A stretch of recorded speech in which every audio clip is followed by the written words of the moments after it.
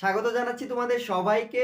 এই ভিডিওতে আমি কমপ্লিটিং সেন্টেন্সের কিছু গুরুত্বপূর্ণ অংশ নিয়ে আলোচনা করব, যা তোমাদের 13 তারিখের এইচএসসি ইংলিশ সেকেন্ড পেপারে গুরুত্বপূর্ণ বিষয়। এছাড়াও 2023 সালে যারা এসএসসি এবং এইচএসসি পরীক্ষা দিবা তাদের জন্য কি এই কমপ্লিটিং সেন্টেন্সের আজকের ভিডিওটা কি গুরুত্বপূর্ণ হতে যাচ্ছে। তো চলো শুরু করি। আজকে আমি কথা বলবো দো, অলদো, বাট, আনলেস, ডিসপাইট এবং ইনস্পাইট অফ। এই ওয়ার্ডগুলো যদি থাকে এবং এই ওয়ার্ডগুলোর পরে যদি তোমাকে কমপ্লিট করতে দেয়, মানে এই ওয়ার্ড পর্যন্ত তোমাকে দিয়ে দিবে এবং পরেরটুকু তোমাকে যদি কমপ্লিট করতে দেয়, তাহলে পরবর্তী যে আমি যেটি দিয়ে কমপ্লিট করব সেটি অবশ্যই কি হবে বলো তো? বিপরীতধর্মী সেন্টেন্স হবে, বিপরীতধর্মী বাক্য হবে। তাহলে দো, অলদো, বাট, আনলেস, ডিসপাইট এবং কি ইনস্পাইট যদি থাকে, তাহলে এর পরবর্তী বাক্যটা অবশ্যই কি হবে? বিপরীতধর্মী হবে। এখন এই যে দো, অলদো, এটার বাংলা অর্থ হলো কি বলতো? যদিও। বাটের বাংলা অর্থ কি বলতো? কিন্তু। আনলেসের বাংলা অর্থ কি বলতো? যদি না। ডেসপাইট এবং ইনস্পাইট অফ, এটার বাংলা অর্থ হলো কি? সত্ত্বেও।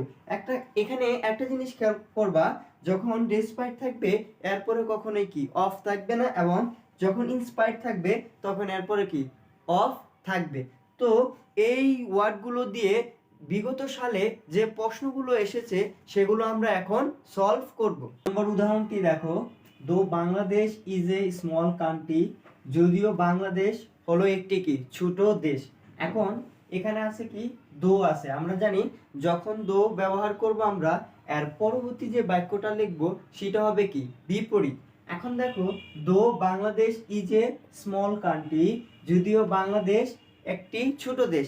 দেখো আমাদের বাংলাদেশ ছোট দেশ হলেও কি আমাদের দেশের অনেক কি আছে, ঐতিহ্য আছে, এবং কি আমাদের বিভিন্ন আকর্ষণীয় কি পর্যটন কেন্দ্র আছে।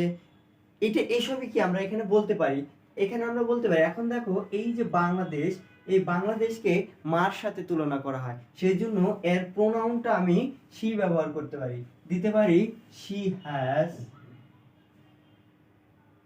ম্যানি হেরিটেজ সাইট, দিতে পারি এটা। এরপরে আসো, though he is dull is hearing, মানে যদিও সে কানে কম শুনে, মানে শ্রবণ শক্তিহীন, মানে শুনে না। মানে দেখো, যদিও সে কানে শুনে না বা শ্রবণ শক্তিহীন, তবুও সে কি করতে পারে বলতো? পড়ালেখায় কি ভালো হতে পারে। দেখো আমাদের এমনও অনেক আমরা বিভিন্ন নিউজে দেখে থাকি যে খবরে কারো পা নেই, কিন্তু সেও কি তার স্বপ্ন কি করছে? জয় করতেছে। কেন করতেছে? তার ইচ্ছা শক্তি থাকার ফলে। তেমনিভাবে আমাদেরও কি প্রচুর ইচ্ছা শক্তি থাকতে হবে এবং সেই সাথে ধৈর্য থাকতে হবে। তাহলে দো হিজ ডাল ইজ হিয়ারিং, তাহলে দেখো যদিও সে কি শ্রবণ শক্তিহীন, তাহলে আমি দিতে পারি he is good at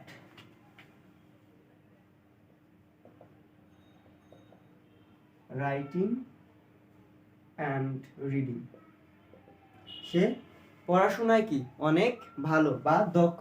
good at মানে কি দক্ষ। নম্বর উদাহরণটা দেখো, আই ওয়ার্ক হার্ড অলদো, আমি কঠোর পরিশ্রম করেছিলাম যদিও।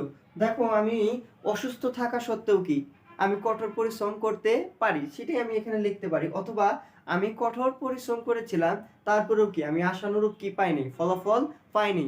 তুমি এটাও কি ব্যবহার করতে পারো। তাহলে দেখো, আই ওয়ার্ক হার্ড, আমি কঠোর পরিশ্রম করেছিলাম, অলদো I was sick, যদিও আমি কি অসুস্থ ছিলাম। তাহলে দেখো আমি অসুস্থ ছিলাম তারপরেও আমি কি কঠোর পরিশ্রম করেছিলাম। এই বাক্যটা কি দিচ্ছে তোমাকে? অবশ্যই বিপরীতধর্মী অর্থ দিচ্ছে। এরপরের উদাহরণটা আসো, হি ইজ পোর, সে হলো কি গরিব, বাট আমি এখানে দিতে পারি হি ইজ অনেস্ট, গরিব কিন্তু কি বলতো সৎ। এটাও কিন্তু কি বিপরীতধর্মী অর্থ দিচ্ছে। এরপরে আসো, ইনস্পায়ার্ড অফ স্টাডিং হার্ড, মানে অনেক পড়াশোনা করা সত্ত্বেও বা কঠোর পরিশ্রম করা সত্ত্বেও আমরা বলতে পারি কি আমি আমার আশানুরূপ কি ফলাফল পাইনি। তাহলে আমি এখানে দিতে পারি I did not get satisfactory result। তাহলে দেখো আমরা খুব সহজেই though, although, unless, but, in spite of, despite এর ব্যবহারগুলো কি শিখে ফেললাম। তোমরা মনে রাখবা যে 13 তারিখের পরীক্ষায় এখান থেকে যে কোনো একটা নিয়মের তোমাকে কি কমপ্লিট সেন্টেন্স অবশ্যই আসবে।